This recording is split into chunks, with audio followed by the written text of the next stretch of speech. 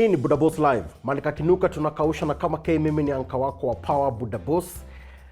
Hapo na mwalimu penda kujiachilia venye na ifi, na leo niko na story nyeti kiasi yenye ningependa kudiscuss. Part of his story I will convey it in English because the message of something that is global in my perspective saizi, touching on different people across the world, and people can be able to relate with what I'm about to share. Of course, we all know about the xenophobic attacks that happen in South Africa. We condemn them with the strongest words possible. I like what Julius Malema said in one of the clips we took a look at, and he was saying, I mean, you cannot support crime, whichever way you want to call it. Crime is crime. And when you are done chasing the foreigners, so to speak, you will turn and begin chasing away your fellow South Africans, but of a different ethnic group. A time will come when we shall say, you are the reason why I don't have a job, go back to your region where you came from, etc. And I felt that was quite challenging, and I hope the people of South Africa can be able to listen to their leader, Julius Malema, so to speak. But I was asking myself, kuna swali niko najiuliza deeply, what is it that will make somebody actually fear the influence of a foreigner? What is it that will make a group of people feel we have to do something to fight people who we consider not to be of our own, group, so to speak, or nature or liking, etc., or people whom we feel have a slight advantage over us, and that advantage is pressing down upon us. Now, I want to share something in my perspective, not to support any crime whatsoever, not to support any xenophobic attack whatsoever, but to share a personal story of a time we had some sense of feeling against, some threat, so to speak, against the Somalis in Isili. We felt the Somalis in Isili were a threat at some point, and this is how the story began. I was born and bred in Isili. So, the Isili that I knew then, especially when I was a kid, I mean, it was an organized place, a beautiful place to live in.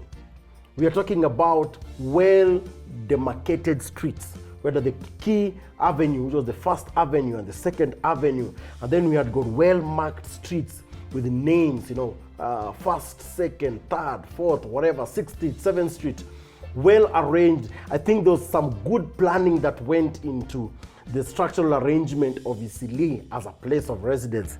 It was good, a very good place to live and do business in. Proximity to the city center was, we could walk to town and back very easily, and it was very convenient, and it was a nice place to live in. We had Somalis, Kenyan Somalis, who were living in Isili. They were our friends. We played football with them. We went to school with them. They were our neighbors. Living with them was not a big deal. It was easy. Then came a time X when there was a sudden influx of Somalis whom at that time we understood were not Somalis from Kenya, but of course being hosted by the Kenyan Somalis. There was just an upsurge, because you'll find these people have come, they don't know any local language, they don't know any English language or whichever other way of communication, but they have come. But these guys didn't just come, they came with lots of money. In fact, suspicion then was, easy pesos of piracy, money that was taken from the high seas, when they took hold of ships, etc., and took, robbed people from there and got ransom money, and they used the ransom money to come and buy into places, etc. That was the talk back then. So of course, we're talking about these guys have come, and all of a sudden we began seeing a particular wave. They will come to a landlord or a homeowner or a plot owner, etc., and they'll come and say, what is the value of this plot of yours? There you are, in a nice comfortable place, only 8 or so tenants, 10 tenants perhaps. And the guy comes and says, let's give it a figure, 5 million. and he's given an offer of 10 million, double the amount. I mean, this is a capitalist country. Everybody is thinking of how to get the best or the most out of the least they can. The landlord gets double the value of his property, and before you know it, notice, everyone vacate this place by end of the month. And as soon as you guys vacate, the new owners come, take over, clear off the place, and immediately a skyscraper goes up. In a few months, done and dusted. Shops are put in, and if it's a residential area, my friend, one house will have like 15, 20 occupants, because I mean, it's a hosting ground. They're not looking at comfort per se. We have to come in, launch from where we are. So plot after plot after plot, the trend was the same. They come, buy off the property at a ridiculous price. The owner cannot be able to resist the temptation. He sends away the tenants, the living thereof. And then they come and put up a totally new structure. And then the occupants of those structures are Somalis, so to speak, by a large extent. So what happens to the people who we would call indigenous, if at all that will be the correct terminology to use to describe the rest of us? So we began being pushed to the peripheries of Isili. And it was like a wave, because street after street, these guys will come and take over. At some point, it felt like the owners of the properties were now fighting to see who will be the highest bidder, because that which is of a particular value, they are offering thrice as much just to be able to acquire it. And because this is a capitalist country and everybody thinks of what is only best for them and not the consequence it has on the rest of the people, so everyone was selling out, and we were actually chased by our own, if at all this is the correct terminology to use, indigenous people, if at all it is the right thing to use. And we were being pushed out, so to speak. Your landlord comes and he does not want to get any excuses, because you are not going to be the reason as to why he cannot access the millions that have been put before him as an offer. And so we were pushed bit by bit, surely but steadily, like a wave. They destroy your former plot, they put up a skyscraper, they put up a mall, they put up a huge structure, and once it is done, they put those of their own kind in the place of business or in the place of residence, and they are in huge numbers. Before long, my friend, all of a sudden we felt like we're the minorities within Isili. These guys were in huge numbers. In fact, for you to know that we are talking about Somalis who are not Kenyan, though hosted by Kenyan Somalis at that time, you will come even to a shop and the person there cannot speak any language. They will depend on another Kenyan Somali to translate the language. Then we'll be able to know, when we are metoka happy, where is this person from?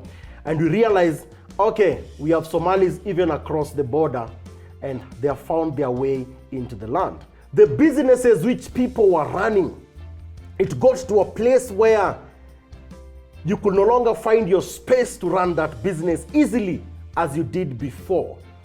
And the spaces the people had all of a sudden became more difficult to operate in easily, because again, they are in huge numbers, but they also consume from their own.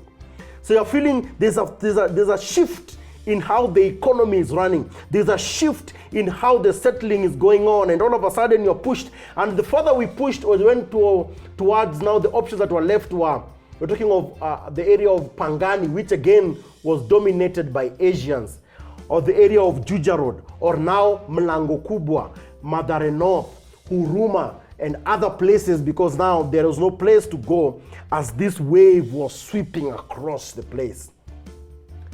And then the police officers found that here, there is a new cash cow that has come in the name of illegal immigrants. And what will happen? They would arrest illegal immigrants. But these guys were loaded. When you are paying a bribe of, say, 200 shillings to be let free by a police officer, the guy would offer 5,000, 10,000, anything to be able to be set free. And so these guys knew they would come to Eastleigh, they'll get the illegal immigrants, they are taken to Pangani police station, they pay up their money, they are released back into the system. They are arrested again, they pay, they release back into the system. So the police knew, but they created a safe haven for the people who were in Eastleigh illegally. And with the time, the guys became wiser and they found ways of purchasing national identities. So somebody, you know this person, the little we know, Usim Kenya, all right? This is not a Kenyan. Wherever they've come from, you know, they can tell us, but this is not a Kenyan, but they have a national ID in their possession. Some even a passport in their possession, which from the word that we heard at that time and from the stories we knew were being bought at some heavy prices. And so we institutionalized what these people were doing. Now we had markets such as the Eastleigh market, which eventually came to be grabbed. And in fact, as we speak, there has been a case. In fact, my mother was one of the people who had a stall in Eastleigh market. And it's been a battle over several years, just trying to fight for that space. And it's been appearing like almost a losing battle. You get an advocate, the next time you hear the advocate was bought by you who, and it's been a complicated story, so to speak. Then we had the bus garage that was owned by Kenya Bus Services, KBS. Eventually, huge malls took over, and of course, the economy flourished in a big way. So the guys decided we are going to continue with our businesses and come and buy. We are not going to let go of the slots that we have. So they began doing hawking right in front of the malls. And of course, the people in the numbers felt, no, now we need to go to the police officers and make sure these guys do not do their trade in front of our malls. They are actually making it difficult for us to have a quick flow of people coming into the malls to purchase stuff. And of course, a standoff began. Then we had the black market that was so open. In fact, I used to wonder, where are all these dollars coming from? There was a particular street which is called Jump Street because there was a famous a place for fast food called Jump Street Fries. And there was a particular area where you will find so many Somalis who will stand in the streets with dollars in their hands. They were a mobile bureau, so to speak. And you will bring in your cash and they give you dollars there and there. In fact, my personal suspicion now with all this issue of new currencies and the people who've stolen money and have been keeping money in their houses and all this attempt to be able to rein in on these people, if any one of these guys had any knowledge of how Eastleigh used to operate, I will suspect that by now they would have cleaned their money in Eastleigh. In Eastleigh, you can walk in or drive in with 100 million Kenya shillings and you will walk out with an equivalent of that amount of money in dollars, but at a reduction of a particular percentage X. Where they take the money, we don't know. But because of the quick flow of cash within the system, because there's a lot of buying and selling that is going on within Eastleigh market, then you get to a place where you feel this money can easily be cleaned within the system because money exchanges hands quickly, you know, and in large sums because of the trading that is going on. And so when the standoff began, when people felt enough is enough and we are being pushed out and they are trying to get people to come, to be removed from the streets because they are interfering with the businesses of the malls, all of a sudden, people got to a place where they felt these Somalis have become too much. By the time we were saying these Somalis at that time, we had forgotten the reality that one, we grew up with Kenyan Somalis at that time, and that was never an issue. We began feeling we are being pushed, we are disadvantaged because of the way the system is playing to the one who has the power of the cheddar, power of the money, twisting the system, and you feel that now it is no longer a level play field. You are disadvantaged. You don't have the kind of cash that is being flaunted, and yet you are supposed to compete favorably. We felt disadvantaged, and I've never forgotten the day there was a serious, major standoff.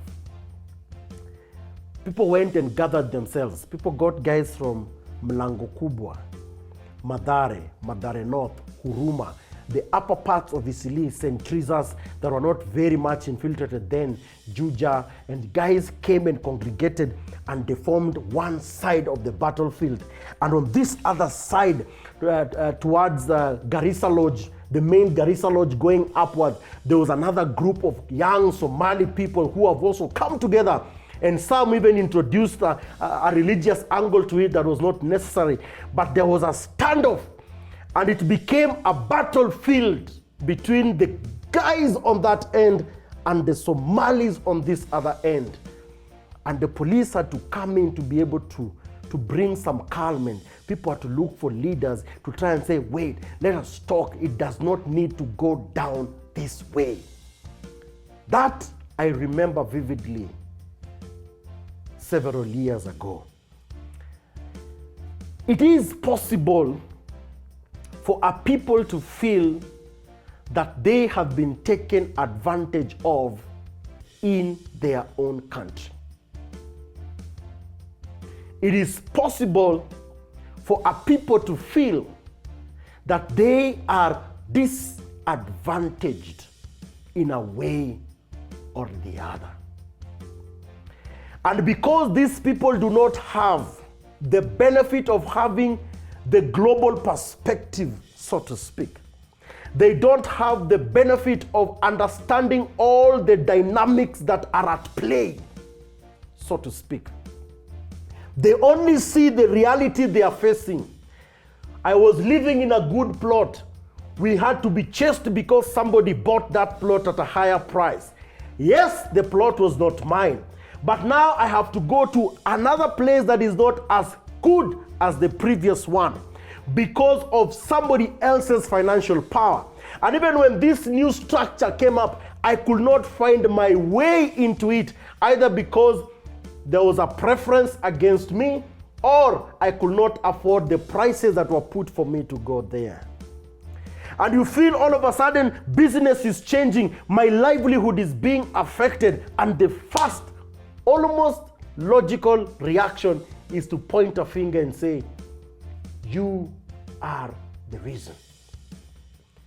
Looking at the situation in Isili, I would personally not blame the Somalis who came in with their money.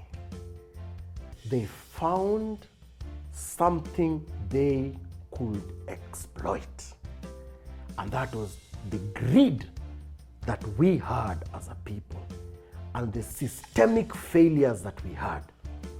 Whereas we have laws that give rules of engagement for foreigners, we would like to invite you into our country to come in and do business, but within a particular framework. There are some things you must do, paperwork you must have. There are checks and controls and balances, that we are supposed to have when all these finances are coming in. There are certain things we can be able to probe and follow through, etc. Those are things that are put into place to safeguard how a country is run and to put it in a particular way where everybody feels they belong and everybody feels they have something to contribute and they are benefiting mutually. The problem is not the foreigners. It is the systems and those whom we have put in place to implement the systems and the laws. The moment somebody is compromised at a particular place, our anger actually should have been on those who allowed this to happen. Where were our leaders? What did they do to safeguard the interests of the people? What did they do to ensure there is equitable distribution of opportunities and resources? What did they do to ensure that everyone is able to live out their dream and achieve their goals? They left everyone to figure out for themselves how to survive, rule of the jungle. And when push came to shove, the only person we know that we can deal with is the one we see face to face. And you end up hurting the wrong people in the process. My thinking concerning this entire discussion of xenophobia or whatever other crime one will pick, we have had versions where people in Kenya have said that everyone to go back to their counties, everyone to do business in their home area. If you come here, we want the locals to benefit 100%, and somebody from another county or another region is looked at as a foreigner in that region. We can put systems in place that will ensure everyone has an open space to be able to transact, to be able to chart out their course in life, to be able to live out their dream and feel that they have had equal opportunity. We can put in laws that sometimes when we look at the disadvantages of our people, that give them a bit of advantage over others. For instance, there are nations we have heard that for you to do business as a foreigner, you must start that business with a local of the place, which means you have to go into that place, look for the best suitable person closest to what you desire and need for that business, and open that business with them. Otherwise, you cannot be licensed. You look and see our people are disadvantaged in a particular way, but we need the skill of the foreigner. We need what the foreigner is having. We are putting laws to say, as you come into trade, we want to be able to tap into the knowledge, tap into the resources that you have and benefit our people, so that they also feel empowered in one way or the other, and create a balance that allows the foreigner to thrive in your land. But as he does so, he is lifting up your people and equipping them as well. That is possible through laws, policies. And it's also possible to ensure when foreigners come into the place, or any other person for that matter, they are able to be led and guided by the laws of the land without any favorism.